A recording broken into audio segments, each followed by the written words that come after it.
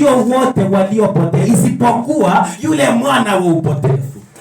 Bwana asifiwe sana. Lakini siku ya leo Bwana akanipea ujumbe kuhusu mwana wa baraka. Bwana Yesu asifiwe. Siku ya leo mwana wa baraka ni wewe ambaye uko katika nyumba ya Bwana. Haleluya. Maana neno la Bwana linakuja ili kwa watoto wake liwabariki. Bwana asifiwe sana. Hakuna mzazi ambaye ataenda afanye kazi arudi amepepea watoto wake kitu kibaya. Bwana asifiwe. Naye Baba wetu wa mbinguni anatupenda. Haleluya. Anaponena kupitia manabii wake, anaponena kupitia wajumbe kwa uwezo wa Roho Mtakatifu, anatuma neno la kuponya watoto wake, neno la kulinda watoto wake, neno la kuelekeza watoto wake katika njia iliyo na uzima. Bwana asifiwe sana. Katika njia iliyonyooka. Piga Yesu makofi mazuri. Haleluya. Na hivyo tunaenda kuchukua mfano kwenye kitabu cha Samueli ya pili, mlango wake wa 7 kuanzia mstari wake wa kwanza. Tunakufundisha kuhusu mtu wa Mungu jina lake Daudi. Bwana asifiwe sana. Amen. Daudi ameishi kuwa mwana wa baraka siku zote tangia akiwa kijana mdogo. Haleluya. Amekuwa mwana wa baraka kwa nini? Kulikuwa na ndugu zake. Bwana Yesu asifiwe. Na ndugu zake Daudi wengine walikuwa hata ni wanajeshi. Bwana asifiwe sana.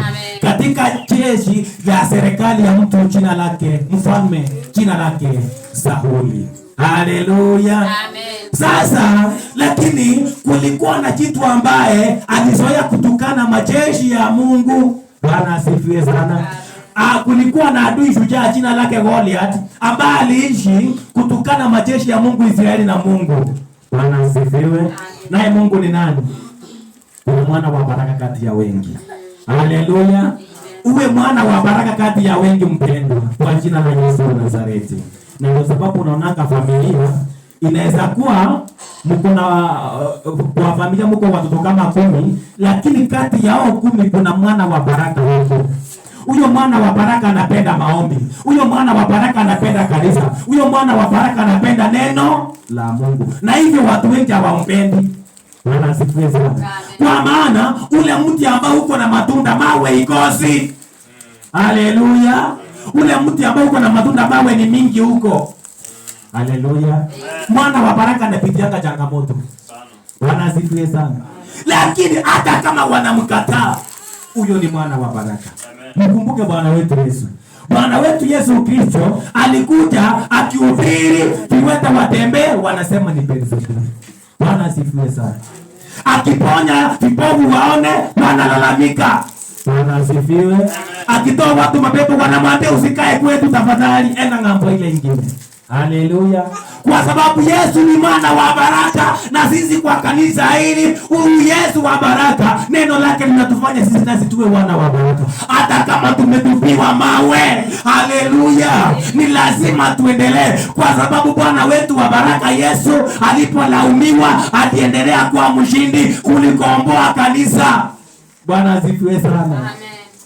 Usijali unapolaumiwa.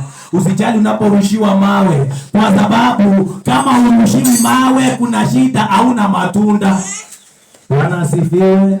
Kupitia yale mawe unarushiwa uko na matunda, na sasa wewe ni mwana wa baraka kama Daudi. Haleluya. Unajua Daudi alipitia changamoto mingi. Changamoto ya kwanza alionekana ni kijana tu mdogo, kuonekana tu umbile lake maumbo ya vile ameumbwa tu na Mungu ni kijana mdogo tu smart. Sasa hata kuhusu vita hawezi hesabiwa. Kukichaguliwa watu wa kwenda vita hawezi kufikia Daudi. Sasa kazi yake Daudi, ile kitu alikuwa anahesabiwa haraka, nienda achunge kondoo, apepe chakula, apelekee wanajeshi wale wako vitani wakuu. Hiyo ndio kazi rahisi ya Daudi. Bwana asifiwe. Lakini Mungu alikuwa ameshamchagua, hata kama hako na unyonge, ni kijana, maumbile yake ni kidogo, ana mwili kubwa. Bwana asifiwe. Usijali muonekano wako mpendwa siku ya leo. Usijali vile watu wanakusema. Haleluya. Usijali ile kiwango ya situation unaopitia. Bwana asifiwe sana. Mungu ashakuchagua. uwe mwana wa baraka. Kwa jina la Yesu Kristo. Haleluya. Na kama Mungu ameshakuchagua uwe mwana wa baraka, hata kama kuna changamoto unarushiwa mawe, lazima ushinde kwa jina la Yesu, kwa sababu wewe ni mwana wa baraka. Bwana asifiwe sana. Na kwa sababu siwezi msahau Yesu katika wana wa baraka. Huyu Yesu ameshuhudiwa uongo. Huyu Yesu amesulubiwa, lakini anafufuka kwa ajili ya kanisa. Bwana asifiwe sana. Anashinda kifo na mauti ili aipishe wale ambao waliona wako na uwezo na nguvu. Bwana asifiwe sana. Amen. Unajua, nashukuru sana Mungu kwa sababu wakati mwingi Mungu huwa anataka aonyeshe shetani kwamba anaanga nguvu na hawezi. Haleluya. Ni kwa nini? Ni kama vile wakati mwingine, wakati ule wa Elia. Bwana asifiwe sana. Wakati ule wa Elia aliwaambia wale manabii 450 akiwa nabii mmoja tu. Bwana asifiwe. Akawaambia leteni ng'ombe 2. Bwana Yesu asifiwe. Amen. Na sasa nataka nikuonyeshe vile Mungu anaipishaka shetani na vile Mungu anajua kuipisha wale ambao wanajionyesha wako na nguvu, lakini Mungu anataka kuonyesha nguvu zenu za giza zinapounganishwa zote haitoshei chochote katika nguvu zilizo katika ufalme wa mbinguni. Bwana asifiwe sana. Sasa sikiza.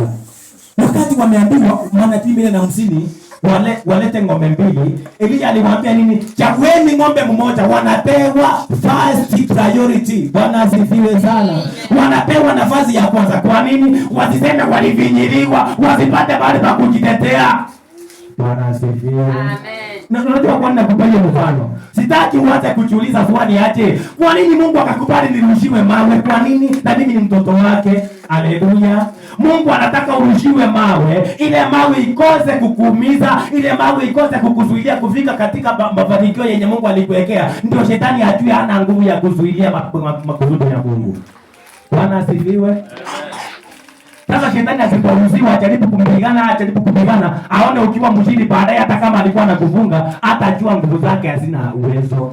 Bwana asifiwe. Amen. So anawapeanga nafasi kwanza waone. So Elia aliwaambia, "Nichagueni ng'ombe mmoja kwanza, mtengeneze madhabahu, msiweke moto chini ya ile madhabahu, muite Mungu wenu alete moto ili ajulikane nani Mungu ambaye ataleta moto atajulikana." Ili Mungu anajua kwa kweli bahari haiwezi lete moto. Bwana asifiwe. Amen. So wakapewa nafasi ya kutosha. Biblia inatuambia kwamba ukisoma kwenye kitabu cha Wafalme wa kwanza mlango wake wa 18 kuendelea utapata mambo hiyo. Bwana asifiwe sana.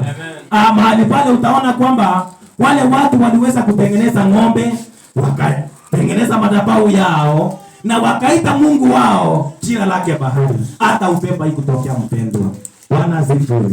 Elia akiwa ashajua hakuna Mungu wanaita ni sanamu tu, ni miungu wametengeneza yenye ina uwezo. Alienda akawauliza mabahari, "Je, Mungu wenu pengine amelala? Basi muiteni na sauti." Bwana asifiwe. Alikuwa na wadiaki, lakini Mungu wa Elia hadiakiwi. Bwana Yesu asifiwe.